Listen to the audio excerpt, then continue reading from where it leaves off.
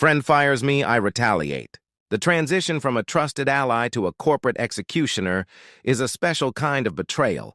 I used to think I was safe because Heather and I had shared drinks, secrets, and late-night rants.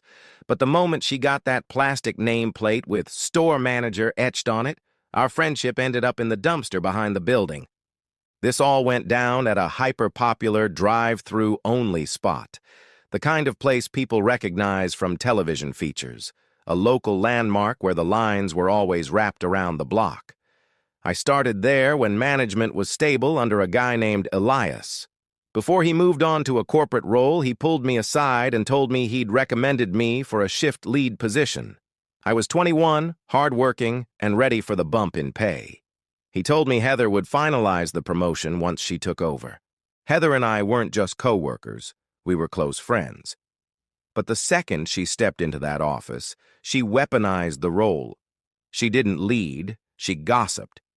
She would spend her entire shift roaming the floor, telling me how incompetent our other mutual friend Marin was, or whispering to new hires about how I complained too much and was difficult to manage. The irony was thick enough to clog a deep fryer. Heather didn't actually know how to run the store.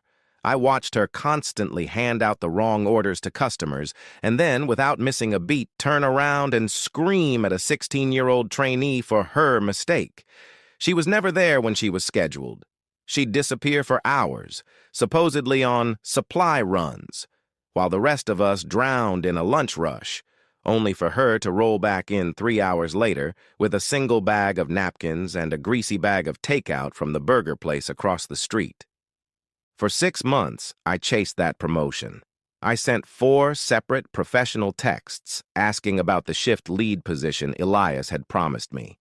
Heather dodged, pivoted, and eventually told me flat out that I wasn't management material. The sting of that rejection, coming from someone I had defended and befriended, was the breaking point for me. The night before our scheduled one-on-one, I did something impulsive. I posted a video to my private story on social media. My circle was tiny, just 3 people I thought I could trust. In the video, I vented. I said I was going to give my boss a new one in our meeting the next day. I never mentioned the store or Heather by name, but I had a snake in the grass. One of those friends, a training lead named Ava, took a screen recording and sent it straight to Heather. The meeting the next morning wasn't about my promotion.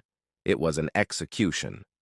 Heather sat there with a cold, robotic expression, citing the employee handbook regarding social media conduct. I called her out right then and there.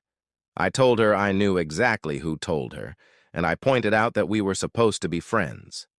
She didn't blink. I was fired on the spot. But Heather wasn't done being petty. Immediately after firing me, she went to Marin and told a blatant lie. She told Marin that I had spent the entire termination meeting trash-talking her and blaming Marin for my own failures. The next day, I woke up to a scorching text from Marin calling me a backstabber and telling me never to contact her again. Before I could even type a defense, I was blocked. Heather had dismantled my professional life and my social circle in less than 24 hours. However, Heather forgot one very important thing. When you treat your workplace like a lawless wasteland, you leave a lot of evidence behind. Let's talk about the culture Heather cultivated. While she was firing people for unprofessional social media posts, she was running a literal black market out of the back office. Heather wasn't just a manager, she was a provider. She was regularly selling alcohol, nicotine vapes, and weed to the minors on our staff. It wasn't a secret. She would come into work visibly high, her eyes glassy, and her focus non-existent. Then there was Cale, Heather's hand-picked favorite lead. Cale was promoted a week after he started, mostly because he was Heather's vibe. Cale admitted to me in the break room that he popped a high-potency edible before every single shift. For those who don't know, these are food products, usually gummies or brownies, infused with weed. Unlike smoking, the high from an edible hits much harder and lasts for hours, often making people sluggish or completely spaced out. Cale was responsible for high-speed equipment while barely being able to form a coherent sentence because the body high made him move like he was underwater. Then you had Jade, a 17-year-old who treated the employee bathroom like a lounge. She would regularly go in there to smoke, often dragging other minors in with her while the drive-through line sat stagnant. The neglect was systemic. Heather refused to train anyone.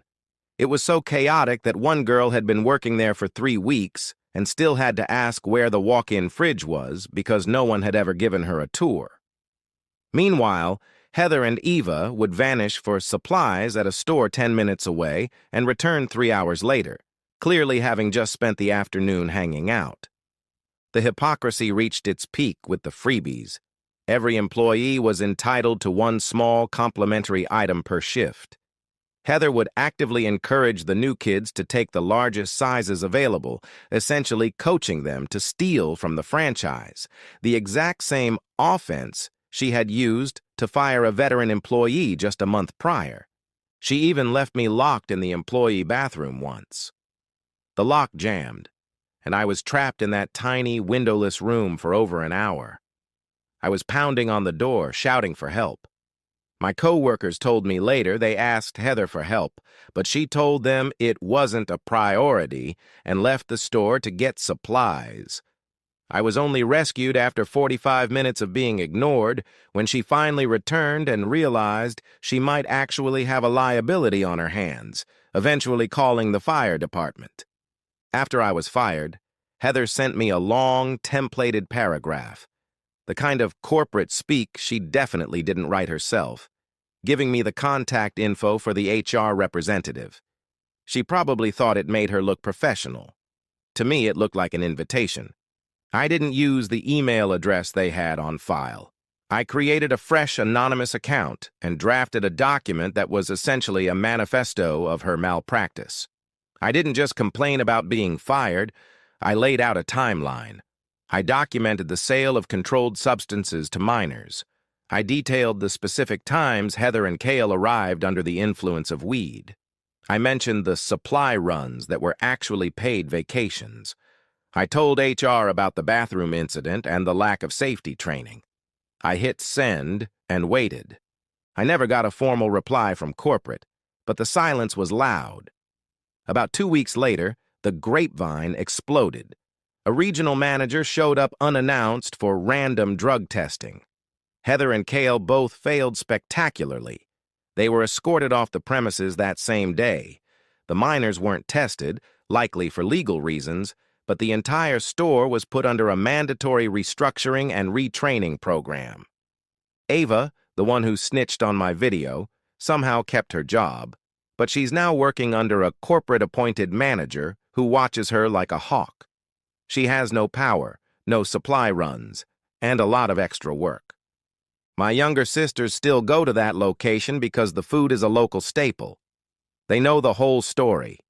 Every time they pull up to the window and see Ava standing there, they make it a point to be perfectly, devastatingly polite, ending every transaction with a cheery, "I hope you have the kind of day you deserve."